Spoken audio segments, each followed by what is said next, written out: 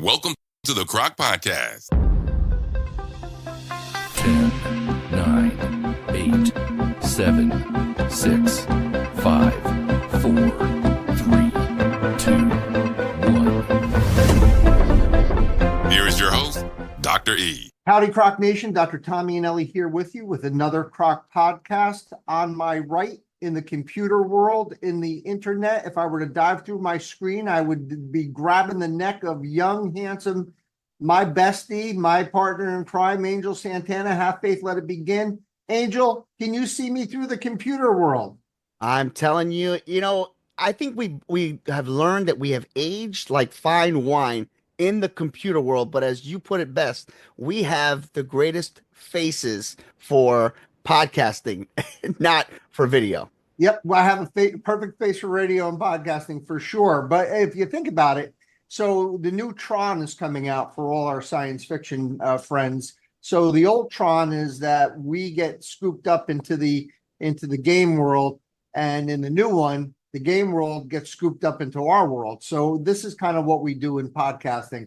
We're basically science fiction, quantum mechanic, engineers. Would you not agree, Angel? Absolutely. There's no words other than that. I agree 110%. So to our cancer survivor thrivers out there, the weather's getting nice. It's staying light late. The weather's changing, as I said, and spring is in the air. The greenery in the Hudson Valley is gorgeous. And I can't wait to start a new podcast with you guys. It is absolutely so exciting for Angel and I. We actually have a comrade who's going to be our guest today. David Garcia is a personal friend. I consider him a brother in arms. David and I have been working together in the cancer center at Garnet Medical Center for 21 years. He's been a radiation therapist for over 30 years.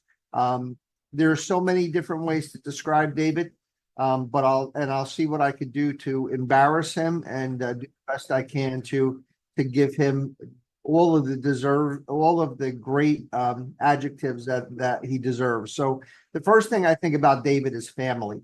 So David, when he comes to work, he really bonds us. He's one of the great glues of the department, and makes us feel that we're all connected. And even though we are all connected, there are certain key people that really bring us together, and David happens to be one of them. He brings to the department such a great amount of intelligence and warmth and compassion and empathy for our patients, and his humor and just the way he walks around, and he gives everyone confidence. When we have bad days, he tries to pick us up. I also think about loyalty when I think about David. He is loyal to anybody that he is thought of to be his friend. I also think of David. I think of him.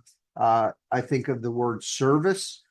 He is a Marine veteran, and I always tell him how grateful I am for his service. I think of him also as a father and as a husband. He's the patriarch of his family, and I know his family fairly well, and I know that they adore him, and well deserved, because he is such a great example of being the leader of the family. He is quiet, but he is strong. And lastly, I think of with David, I just think of him as just a humor-filled gentleman. He's just a gentleman. And to give you an example, if we were one of those kind of organizations that had employees of the month, he's been working with us from 2004. I think David's face would be on pretty much every month, maybe 2 months that maybe he had an off 2 months, but for the last, X amount of years, 21 years, his face would be on that employee of the month. Angel, I know you don't know David, obviously, as well as I do, but you do know about the radiation oncology department. You could definitely see that as being true. Absolutely. And one of the things that I think our viewers and our listeners in Croc Nation world, Citizens United to Overcome Cancer, understand that you're only as good as your leader. And what you guys have all put into place over there is a team. It's a team environment. It's and as somebody who's walked down that hallway, You feel this energy, this just really good feeling that people are there for a purpose, and they're not almost there just for the paycheck. They're there to help patients, and you can see it in the smiles in patients when they're leaving. Even if we even know if they're having been given bad or good news, you wouldn't even know. Well, I appreciate those words, Angel. But I bet you our survivor thrivers are thinking, well, that's really cool. You guys are having one of your colleagues on. You've embarrassed them enough. So, all right, let's get on with the podcast already. And I will start the podcast by just saying the following. I use the word father. I use the word leader. I use the word friend. I use the word loyal. I use the word service. I use the word excellence.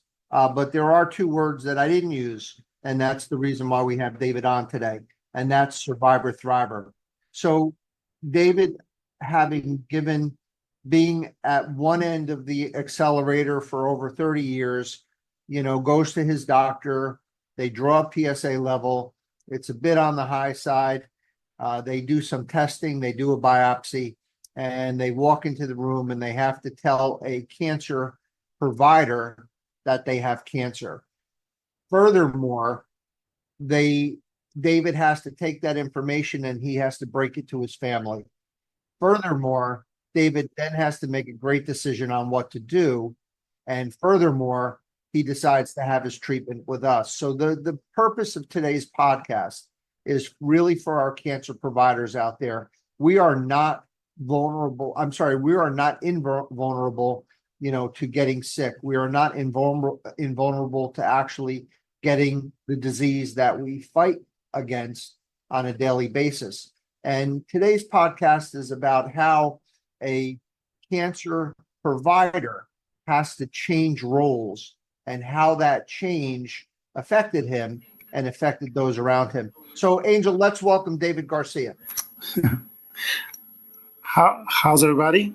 So, We're doing Dr. E, Yeah. as you're talking and you're describing me, I'm looking around because I don't know who you're talking about because I have no idea.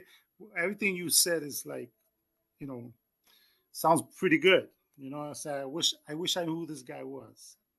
Well, you know what? The guy is the guy in the mirror, brother, because that's exactly who you are. And everybody knows that. And I hope you do know that, David. Okay. But without beating the stick any further, tell Angel and I and our Croc Nation about, that minute, because your PSA wasn't that high. No. And all of a sudden you start getting these tests and things are starting to get a little weird. Right. And then when Sam walks in the room and tells you what's going on, like, what did it feel like? So let me just sort of lay the groundwork. I get my blood work drawn routinely, and my PSA is typically one of the things that gets drawn. So literally maybe 3 weeks before the screening that I went to, I had a normal PSA. It was literally 0. And then Jessica, um, a supervisor in the radiation therapy, she told me to go in for a screening, for the prostate screening that Garnet Health holds yearly, and she sort of is in charge of that.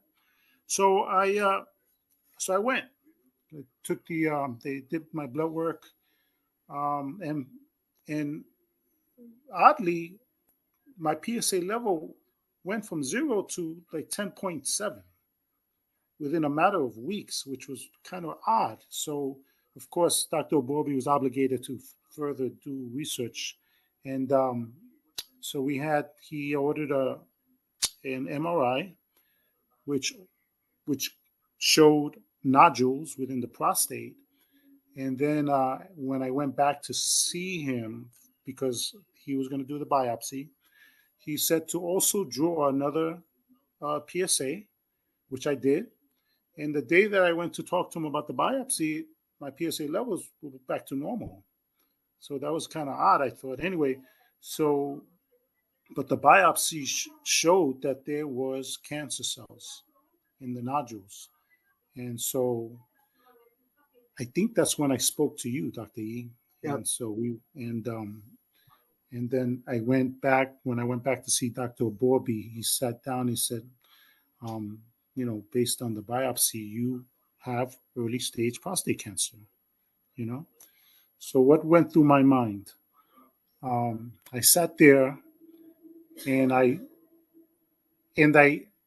tried to grasp the information he was giving me, because how many prostate patients have I spoken to and dealt with and told them that they're going to be okay, and now I'm giving that information, So the first thing that went in that I thought about was, how will I tell my wife and my children, you know? So actually, that night when I went to meet my wife at the supermarket, and she knew I had gone to see Dr. Borby. And as soon as I saw her, she looked at me and she sort of knew what the news was, you know. And she lovingly told me that we're gonna get through this, And then that we had to pick a time to actually speak to our daughters, you know, which we did in a couple of days later. We sat down with my two daughters, and we told them that what I was going through.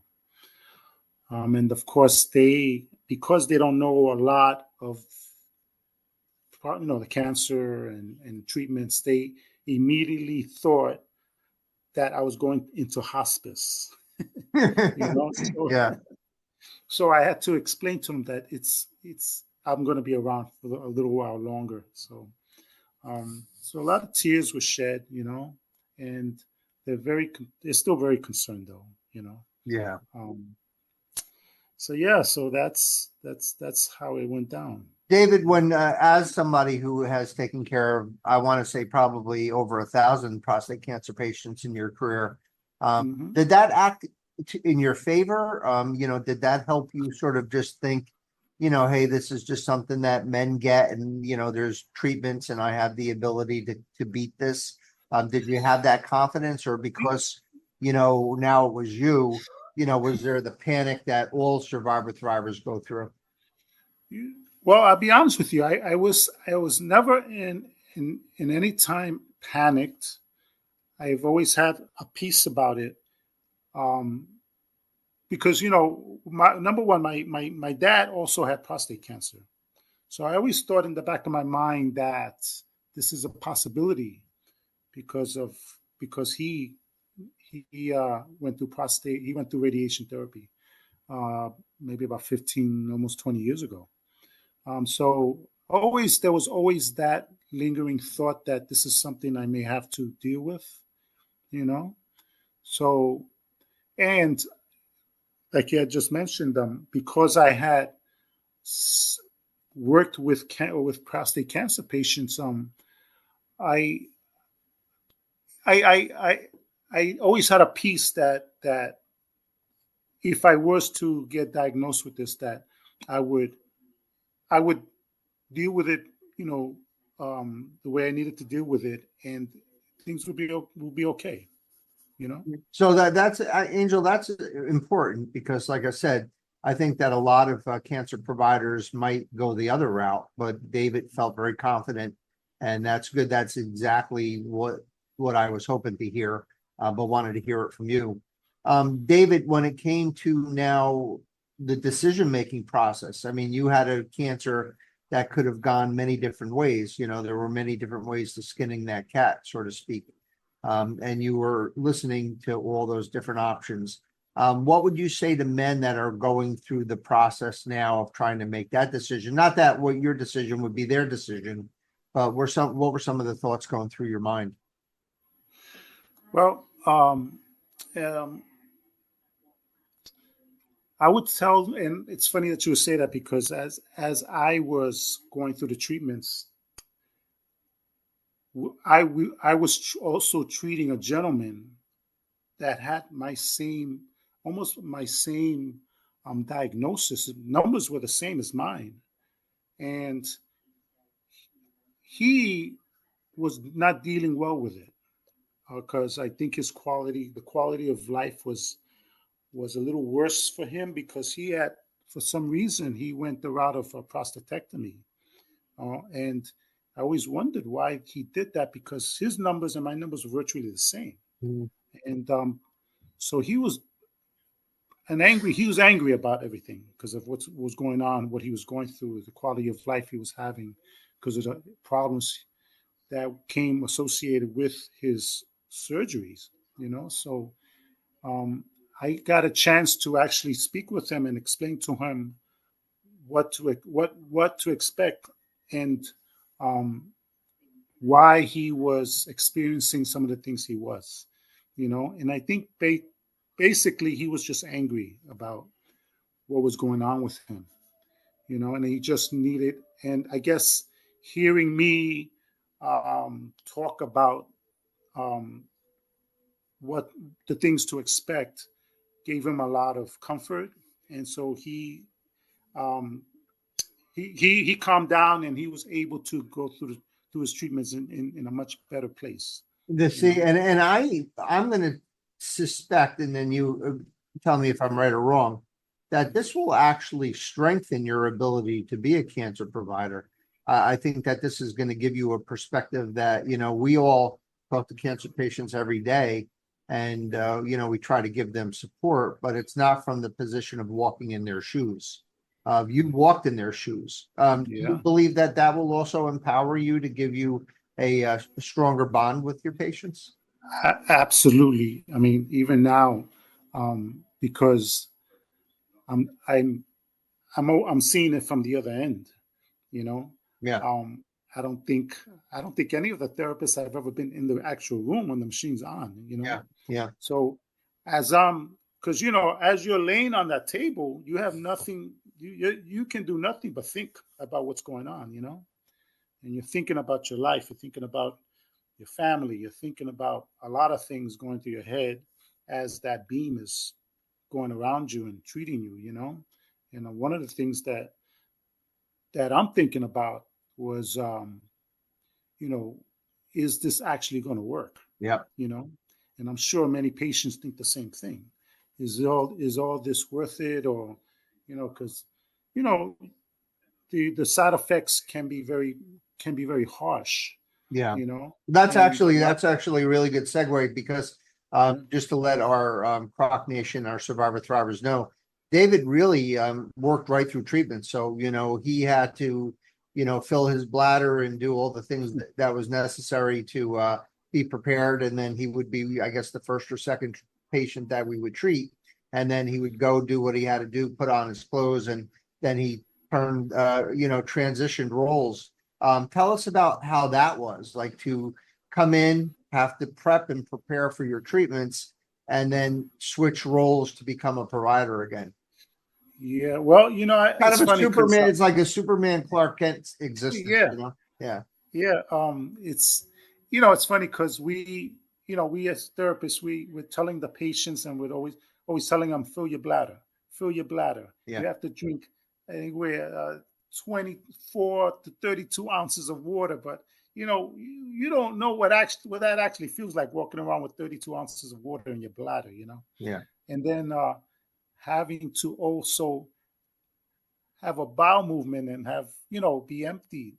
It's not as easy. It's not as easy as we make it out to be. Yeah. So um, it takes a lot of it does take a lot of timing and preparation, and so you're sort of walking a fine line there with your bladder, because I found that after several weeks of the treatment, that it's kind of difficult to be able to hold your bladder, because for some reason when you have to go, you got to go. Yeah. No doubt. And then tell me about that transition point. When you go into the telephone booth, and then you got to put on your now Right. become the provider. Right. So after I jump off the table, I run, I clock in, and then I'm back at the machine. And it's just it what helped me was, of course, I work with a great group of people, you know, And so they gave me a chance to be able to do what I needed to do and come back to work. And one of the things that I tell patients all the time, and it's just a word, it's called fatigue. And we just kind of talk about it and then everybody forgets about it. You're working full time, you're having your treatments and then you switch roles. And then I would look at you some days and you were sort of like really dragging and, tell us about how that affected you in your day-to-day work life. So fatigue is a real thing. I mean, there was one day that it really affected me, and I said I was at the machine and I got so tired. I mean, I had such a profound tiredness that I I told my partners that I was just going to go home because I was exhausted. You know, I hit a wall, Yeah.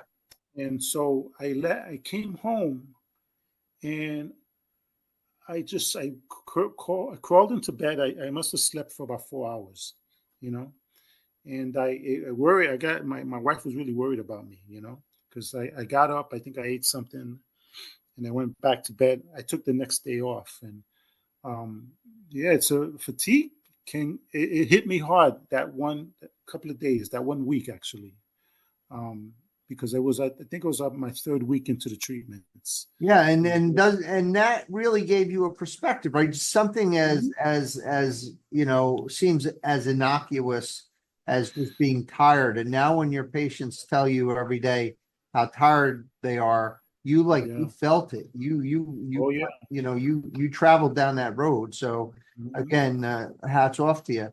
Um, Yeah. there's one last piece of the puzzle that I want to kind of talk about, and that's the bilateral difficulty it must have been, to actually, it was probably harder for us to treat you than you to have been treated by us. We see you as our, sort of somebody, as I said, the glue to the department. Angel, David's, laugh. I mean, I crack up every time I hear him laugh. He has the most joyful laugh. And when something funny is happening, you hear people laughing and you hear David's laugh above all the others. And, to have one of our comrades, one of our leadership comrades, somebody that is, one of the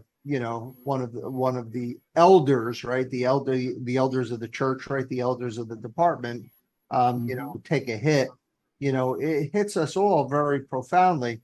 And what I said to David before we started the taping was, in a way, we never really knew how to approach you with this or tell you how much we love you or tell you how much we're proud of you or tell you how much we are pulling for you and praying for you. And I guess this podcast embodies all of that we want to extend to you. So I think it was harder for, I mean, I said my piece. Now you say yours. I think it was probably easier for you than it was for us.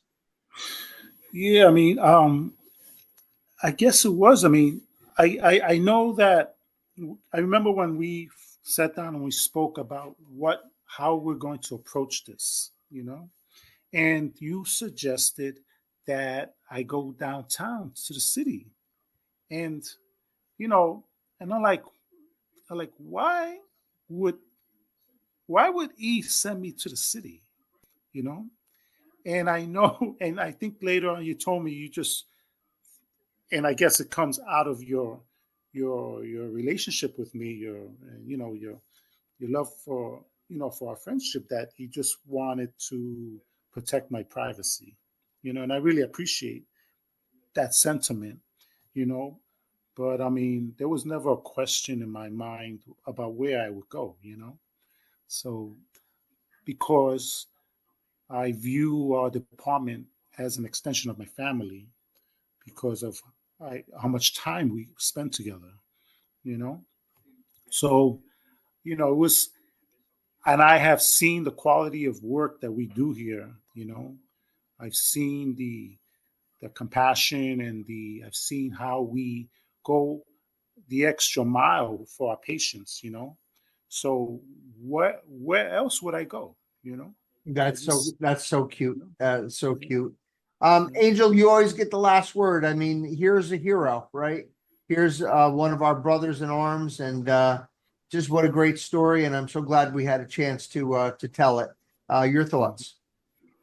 What I find fascinating, and first and foremost, thank you for sharing your story. And that, people say that it's easy to express and relive those moments, but it's not, right? At the same token, it is in the same sentence. It's also stress relief because you get to also vent out that frustration and all those things that are happening. One of the things that I find fascinating about your story, which I've heard now for the first time, like everyone else, is being in the other side of the shoe, so to speak. I have a question before I make my last comment, and it's one of those questions where I know you. I don't think it's a question you wanted to have to answer, but do you feel that being in the position that you were in sort of helped you in the sense of dealing with the diagnosis, or would you say that it's just a totally different, avenue? It has helped. It has definitely helped me, and I think that my because of that the road I walk, the path I walk, it has it has made me a better therapist Mm. because now when I'm when I'm speaking with my patient, when they're talking to me, I can actually um, empathize with their pain and what they're going through, both physically, emotionally, spiritually, you know, and I can connect with them much better. I can connect. I want to say, Connecting with your patient is very important because I know you've heard this before, and when they say that um, it's not what you tell somebody, is how you make them feel. So when I speak, and this is one thing that I find satisfying about what I do, is because I can every every patient I try to talk to them and see who they are, and I ask about their lives, I ask about their work, their families, and I think that after weeks of conversing with them, um, they, we form a bond. There's an actual bond formed. So now, because I have gone through this, it that has it has made me that much better. You know, to be able to sympathize and empathize with what they're going through. and lastly, this is the way I will make my comment. We heard in the beginning a description of who David was. Dr. E so eloquently put that he's like a father, that he is an amazing person. Today, we had an opportunity to really feel that. So sometimes when people express how they feel about others, it is their actions and their words that back up other people's opinions. And I think you're a great example of that, but you're even more um, a great example of how this podcast has been designed because it's people like you that take off the stethoscope, to take off the hat of the position you're in and dive right into the patient's understanding. And I believe that in a spiritual aspect, we are not done, we're not given things by accident. And I think that what you're able to provide others moving forward is not only an amazing miracle, but it is a gift. And I am truly honored to say that we work under the same environment, the same building, and that we all work for the same, place. That we do everything in our power to make our communities healthier and brighter. And for that, I thank you. Yeah, and David, I also wanted to just tell you that I am humbled to have had you on today, and I really appreciate you telling us your story. Thank you very much, my friend. So, Angel, in closing, I just want to say a couple of words, to sort of tie it all together with David's beautiful story. there's a novel I love to read, and there's a novel that's one of my favorite by my man Hemingway. It's called For Whom the Bell Tolls, and it's about a gentleman who comes and volunteers in the Spanish Civil War back in the 1930s. And, he's looking at death all around him and how people are dying and getting killed. And, he doesn't really think about his own mortality until the end of the book when it is his turn. And, in the beginning, there's a small little poem, and everyone is always looking over their shoulder and seeing what's going on with everyone around them. And they hear the bell toll, but actually the bell is tolling for thee. And when our providers who, tirelessly work on behalf of our survivor thrivers, whether you are a doctor, a nurse, therapist, a social worker, a physical therapist, as I said, whatever, a pharmacist, a cancer pharmacist, whatever you do to provide service for our survivor thrivers, one day, and I say this all the time, it's going to be our turn to sit in that chair or to lay on that table or to undergo that knife or that procedure. And the bell tolls truly for us. And when it is our turn, to have to get on that table or go through the operation or have the infusion, I only could pray and hope that all of you out there, all of our providers have the same amount of dignity, elegance, peacefulness, spiritual belief, and confidence that David portrayed in his cancer journey and through his survivorship. So we're going to end today with our Croc prayer, using David as our as our vehicle. So I want to wish David and all of our survivor thrivers out there a long, healthy, happy, and cancer-free life. May God bless you. May God be with you, and peace. Hey, Croc Nation. Don't forget to like, subscribe, and share the podcast to your friends. Visit our website, crocvip.com. We would love to hear your feedback.